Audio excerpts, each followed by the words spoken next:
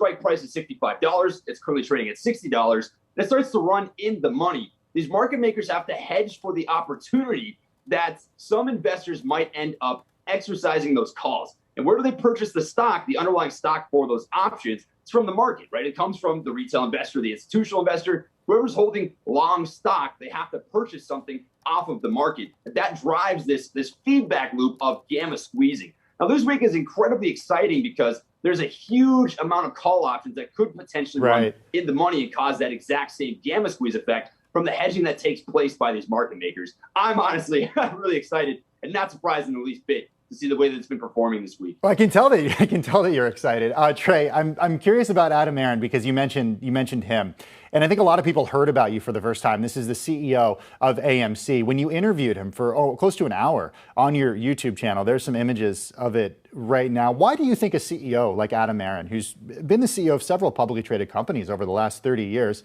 is so open to talking to you?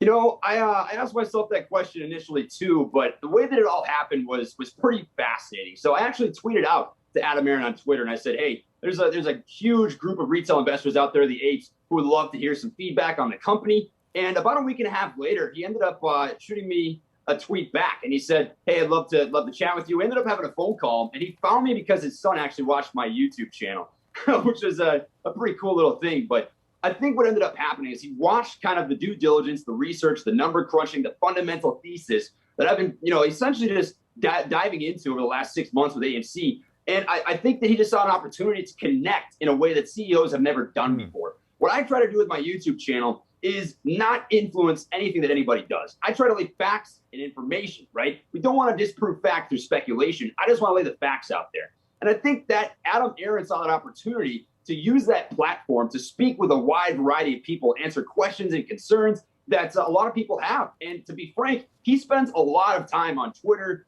Reddit, just reading through and combing through all the questions and concerns that the retail investor of his company has. And it's a unique scenario because over 80% of AMC is retail investors. So you really do have to feed into what the little guy essentially wants to see out of the company. And he just wanted to bridge that gap. Honestly, he's setting the bar. It's an incredible thing to see. So Trey, I mean, you said it yourself that the stock is a bit disconnected from fundamentals now, to put it mildly. And even though the outlook for AMC is improving, people are going back to theaters. I mean, the stock is up. I mean, the gains are approaching 3,000%. Are you at all worried that, these gains could evaporate and the shares could come down just as quickly as they went up, and what that means for all the retail traders that are now in the stock? So, great question. The important thing to drive home, especially with AMC stock, is we're not here. If you're invested in AMC, you're not here for the fundamentals. You're here because it is a momentum trade. Now, with momentum trading, obviously comes risk. And that's something that, I make sure to talk about a huge amount on the channel, as you really do not want to trade a stock with more capital that makes you feel uncomfortable or comfortable. So with that sort of scenario, there's obviously risks on the table, especially with the derivatives market. But I really do think there's more on the table because fundamentally speaking, just looking at pure numbers, right? There's about 12.5% short interest still sitting on the stock. And there's still a huge amount of call options that are currently out the money. So essentially what this means is if this continues to sit where it is right now and short positions continue to accrue losses, it costs the money simply to hold if it trades sideways, but it costs the retail investor nothing. So I really do think there's more on the table. Of course, there's risk. There's nothing guaranteed about the stock market, but I think there's more risk to short sellers than there is to people who are playing a long position here. Hey, Trey, what's the next stock, the next target for the apes? What are you watching? To be honest with you, I think I'm going to cross that bridge when we get to it. But I want to just continue to preach about a systemic change in the stock market. So whatever that ends up being down the road, I want to see a better stock market for myself, for my future children, for the future apes out there who want to invest in the market. I think just systemically, the way that everything is built is geared towards the people who are already well off. And I'd really love to see the retail investor come away with the win here, because to be frank, there's a lot of people on financial media who are betting against the retail investor. And I really am excited to see how this storybook plays out and rolls into the next stock. But I think this is going to be one where the little guy gets the win. And I'm very excited for it. Well, to that point, Trey, and what you say about the way that you think that retail investors are portrayed by the media, what do you think it's going to take for retail investors, for people like this apes army, to be taken seriously? You know, I think money talks. I think money talks volumes. And there's a lot of people out there, retail investors, who have made a lot of money. I've been messaged by hundreds of people who become millionaires off of AMC, hundreds, GameStop, XYZ shorted stocks. And money talks the exact same way for these big firms, hedge funds, and suits. If they're in the hurt box and they're really hurting, that is going to speak volumes to them. It makes people wake up. No good change in the world ever comes without friction. And that's the friction that I'm talking about, is money. It speaks. So I think as the retail trader continues to make money, and you see this shift, there used to be bulls, there's bears, now you've got apes. The apes out here are showing that there is a new wave of trading that is coming to the stock market. And AMC is a culmination of that exact thing. So Trey, I want to ask about you, because your following has just exploded in recent months. And it kind of reminds me of what we saw with Keith Gill, better known as Roaring Kitty. And Roaring Kitty, I mean, he was hauled in front of Congress. Are you at all worried that, regulators might contact you, or what the future might look like there?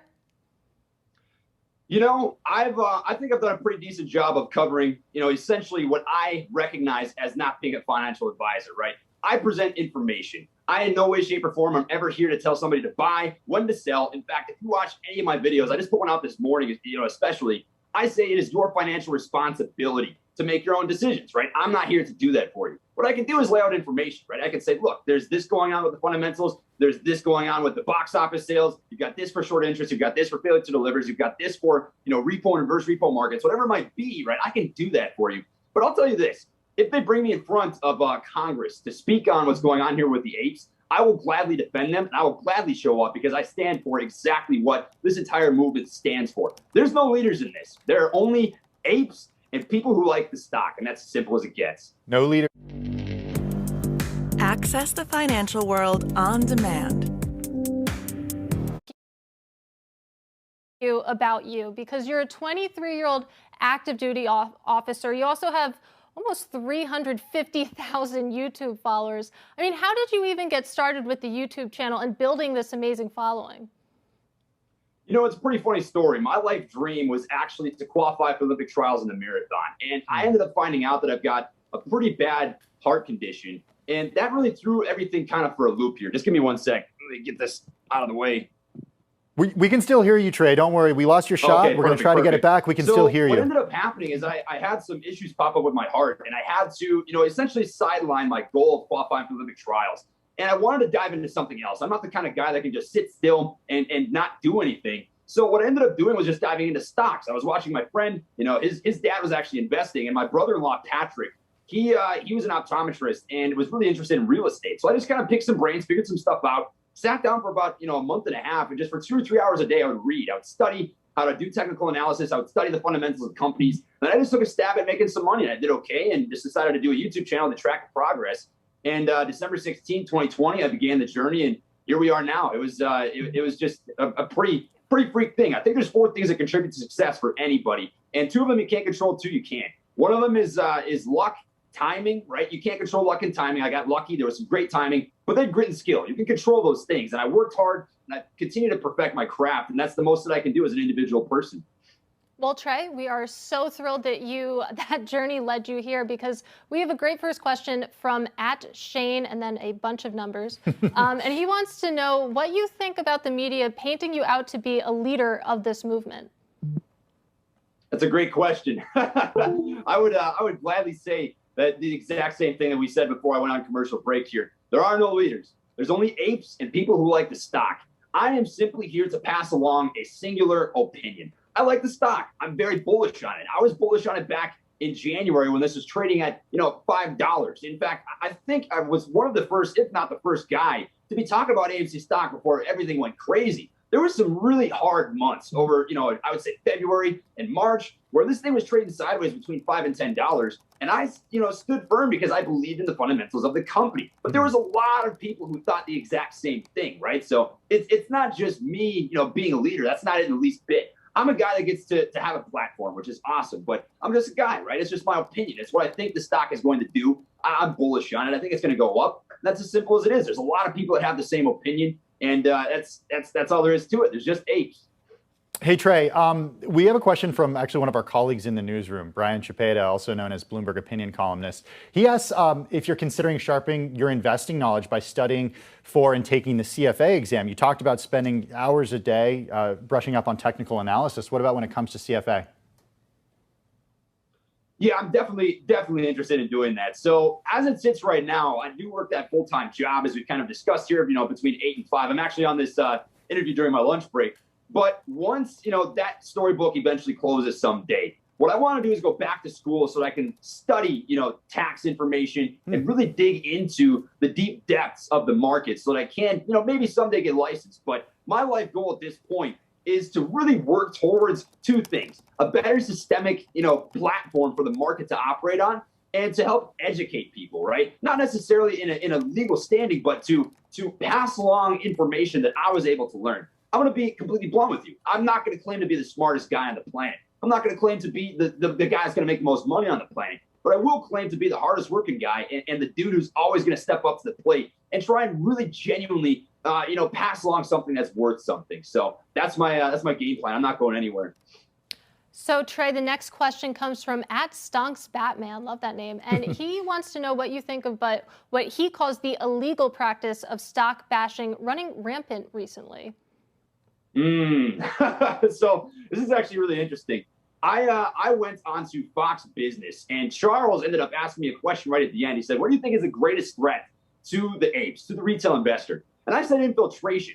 Now, there's really interesting stuff going on with the SEC and Gary Gensler talking about, kind of monitoring social media. And I think some people interpreted it as, watching to see what the retail investors are doing. But I don't think that's it. I think what this truly is infiltration. Big institutions, big firms, the suits that pay people to infiltrate the community. I can speak on it. I've seen it. I've seen those people in my YouTube, comments on Twitter, on Reddit. They're all over the place. Sometimes using the same name in multiple spots, using pictures of people that, this is what's really crazy, is using pictures of people who may not even be alive anymore. That is disgusting.